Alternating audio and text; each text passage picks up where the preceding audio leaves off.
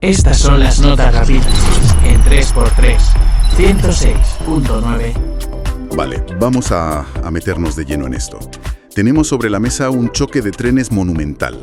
Uf, y tanto. Por un lado, Ricardo Salinas Pliego, uno de los empresarios más poderosos y, bueno, desde luego más mediáticos de México.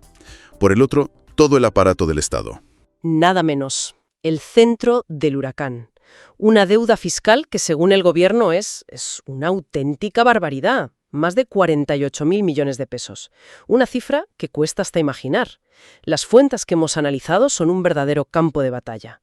Entrevistas con el propio Salinas, comunicados de su empresa que son pura dinamita, crónicas periodísticas muy detalladas y, por supuesto, la versión oficial del gobierno. Claro. Aquí la misión es intentar navegar este laberinto de acusaciones para entender las dos narrativas que chocan de frente. ¿Estamos ante un acto de justicia histórica o es una cacería política en toda regla, para silenciar a un crítico? Es que, fíjate, lo fascinante es que va mucho más allá del dinero. Esto es un pulso, pero en mayúsculas, sobre la relación entre el poder económico, el poder mediático que él controla y el poder político. Totalmente. Y en este tipo de conflictos, los detalles, el lenguaje que usa cada parte, es que son absolutamente cruciales para entender qué se está jugando de verdad. No es solo una auditoría, es una batalla por el relato. Totalmente. Y esa batalla estalla el 13 de noviembre de 2025. El Tribunal Supremo de Justicia de la Nación, la máxima instancia judicial del país, da un golpe sobre la mesa que resuena en todas partes. ¿Qué es lo que pasó exactamente ese día? Pues mira, fue una sesión que, según cuentan las crónicas, fue increíblemente rápida y contundente. El pleno del tribunal, los 9 magistrados, de forma unánime, tiran a la basura 7 recursos de amparo que había presentado Grupo Salinas. 7. En la práctica esto es un punto y final. Significa que todas las sentencias anteriores que le obligaban a pagar esos créditos fiscales, pues se vuelven firmes. Y la cifra marea.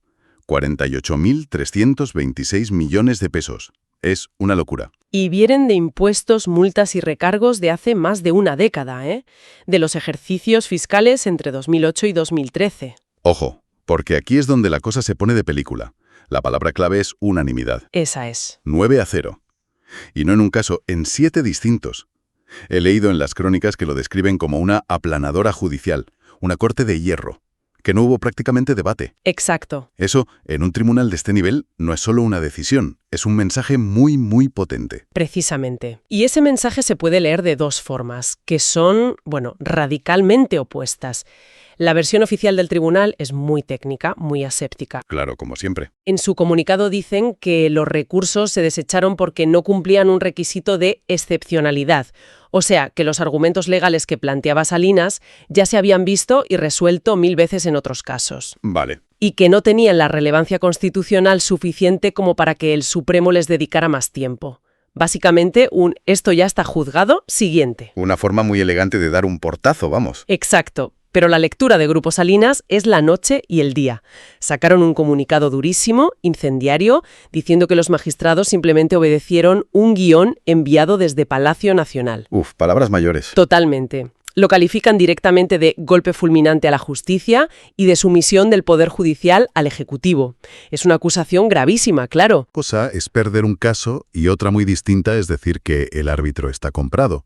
Y el propio Ricardo Salinas, en sus entrevistas y en redes, donde es muy activo, lleva tiempo construyendo este relato. Hay una frase que repite como un mantra. Sí, queremos pagar. Queremos pagar, pero lo justo. Esa es la piedra angular de su defensa pública. Intenta posicionarse no como alguien que elude impuestos, sino como una víctima de una extorsión, dice él. Sus argumentos técnicos, que son complejos, se centran sobre todo en una figura que existía antes, la consolidación fiscal. Ah, ¿sí?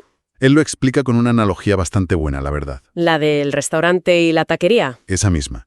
Dice, si tienes un grupo de empresas y una gana dinero, como un restaurante, y otra pierde, como una taquería, la ley te permitía juntar los resultados y pagar impuestos sobre el beneficio neto del grupo. Entiendo. Sostiene que él aplicó la ley que estaba vigente en su momento y que ahora el gobierno le quiere aplicar una ley nueva con carácter retroactivo, lo cual dice es completamente ilegal. Y no se queda ahí, también pone otros ejemplos para intentar demostrar que las exigencias del fisco son, según él, absurdas. Sí, en las entrevistas que hemos visto mencionan dos que son muy gráficos. Uno es sobre sus famosas motocicletas Italika. Claro. Dice que le quieren cobrar impuestos sobre el precio de venta total de la moto, sin dejarle descontar lo que le costó fabricarla o importarla. Suelta una frase como, piensan que la ganancia es el precio de venta, es de locos. Ya. El otro caso es con Banco Azteca. Afirma que la autoridad fiscal, el SAT, considera que los intereses que el banco paga a sus ahorradores son demasiado altos. ¿Perdón? Sí, y que por eso no se pueden deducir todos como gasto. Él lo presenta como un castigo por darle buenos rendimientos a la gente. Vale, más allá de estos tecnicismos, que son su coartada legal, parece que su verdadera línea de defensa es puramente política. Lo está convirtiendo en un referéndum sobre el gobierno. Totalmente. Fíjate que en sus declaraciones usa la palabra régimen y hasta acuña el término morenarco, mezclando el nombre del partido en el poder, Morena, con la palabra narco. Que no es un término sutil, precisamente. Para nada. Ese no es el lenguaje de un litigio fiscal, es el lenguaje de un combate político. Está jugando en otra liga, la de la opinión pública. Él enmarca todo esto como una venganza por ser una voz incómoda. Y asegura que la cifra es impagable, que buscan arruinarle. Correcto. Dice que esos 48.000 millones de pesos equivalen a 5 años de beneficios de todo su conglomerado de empresas, que el objetivo final es llevarle a la quiebra. Incluso revela un dato interesante, que con la administración anterior del SAT ya tenía un acuerdo casi cerrado para pagar una cifra mucho menor, unos 10.000 millones, pero que el gobierno actual lo frenó 2 veces. ¿Y por qué? Según él, para mantenerlo en jaque, para tener una espada de Damocles sobre su cabeza. Vale, esa es la versión de Salinas, que sobre el papel suena coherente, un empresario acosado por un gobierno autoritario. Pero claro, si ha perdido en todas las instancias judiciales, es que la versión del gobierno y de los tribunales tiene que ser muy distinta, ¿no? Radicalmente distinta. Para el gobierno, encabezado por la presidenta Claudia Sheinbaum, esto no es una persecución, es la simple y llana aplicación de la ley. El argumento que repiten en todos sus comunicados es que este no es el primer asalto. Es el último. Es el último. Grupo Salinas ya ha perdido el caso en todas las instancias inferiores posibles. Es decir, que el Supremo no ha sido el que ha juzgado el fondo, sino el que ha dicho que ya no hay más recorrido. Exactamente. El camino ha sido largo. Primero perdieron ante la propia autoridad fiscal, el SAT. Recurrieron y perdieron ante el Tribunal Federal de Justicia Administrativa. Volvieron a recurrir y perdieron de nuevo en los tribunales colegiados de circuito. O sea, un 3-0 antes de llegar a la final. Tal cual. El Tribunal Supremo era su última bala, y lo que ha dicho el Supremo es que no hay motivo para revisar lo que ya han decidido todos los demás jueces.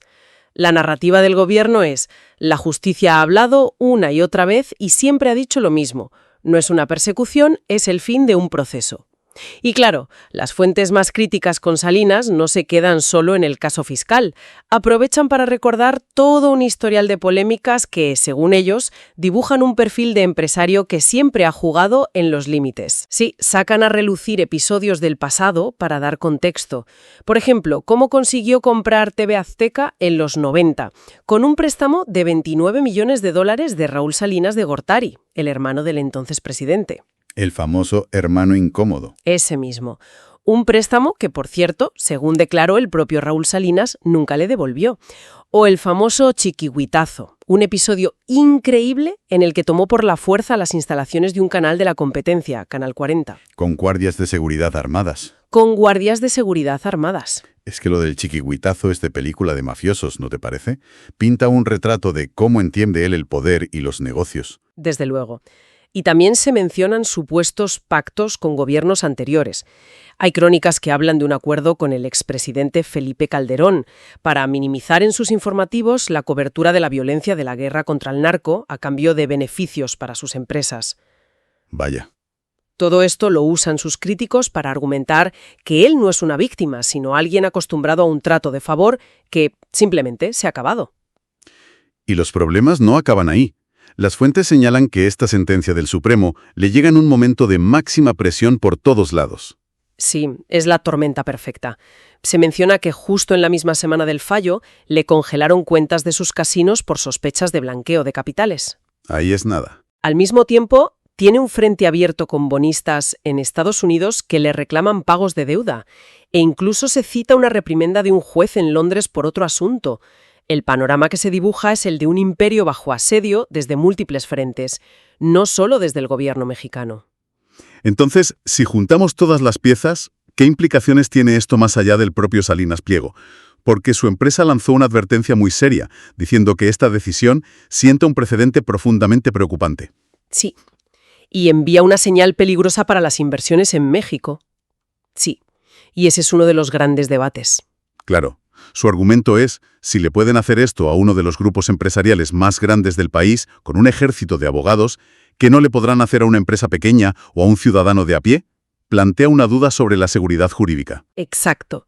¿Qué incentivo hay para litigar contra el fisco? Si parece que el resultado está cantado y que el Poder Judicial va a fallar siempre a favor del Estado.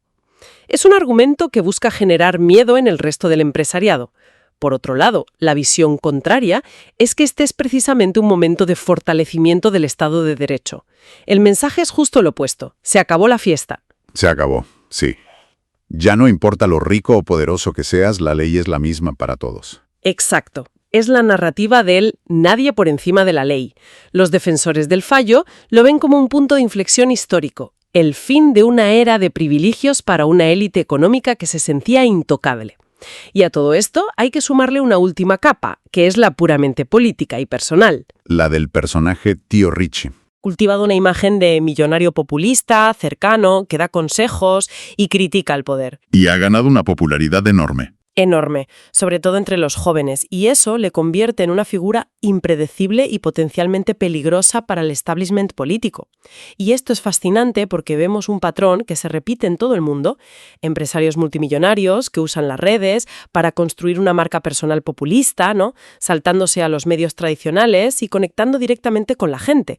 Es un nuevo tipo de poder. A lo Trump o a lo Milei en sus inicios, que los sistemas políticos todavía no saben muy bien cómo gestionar. Totalmente.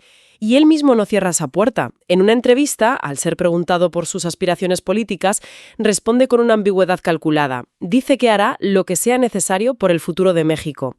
O sea que el gobierno podría estar viendo esto no solo como un cobro de impuestos, sino como una forma de cortarle las alas a un posible adversario electoral futuro. Es una de las lecturas, desde luego. Al final, después de darle vueltas a todas las fuentes, nos quedamos con dos relatos que son, pues eso, completamente irreconciliables. Sí. Por un lado, la versión oficial. Esto es la culminación de una batalla legal de más de una década, donde la justicia, lenta pero segura, ha seguido su curso y ha dado la razón al Estado en todas y cada una de las instancias. Y por el otro, la contranarrativa. La historia de una venganza política orquestada desde el poder para destruir económica y mediáticamente a uno de sus críticos más feroces y visibles, usando el aparato fiscal como un arma. Y esto nos deja con una reflexión final para quien nos escucha. Más allá de quién tenga la razón en los tecnicismos de la consolidación fiscal, este caso expone una tensión brutal y fundamental en cualquier democracia. ¿Cuál? La que existe entre el poder del dinero, la influencia de los medios de comunicación y la autoridad del Estado. Claro. Cuando un gobierno y una de las figuras empresariales más poderosas del país deciden que no hay espacio para el acuerdo y entran en una colisión frontal como esta, la pregunta que queda flotando en el aire no es solo quién va a ganar la batalla legal o la de la opinión pública. No. La pregunta de fondo es qué consecuencias tiene esa guerra total para el equilibrio de poderes y, sobre todo, para la confianza de los ciudadanos en las instituciones de todo un país. Estas son las notas rápidas en 3x3, 106.9. 3x3, el podcast de la semana.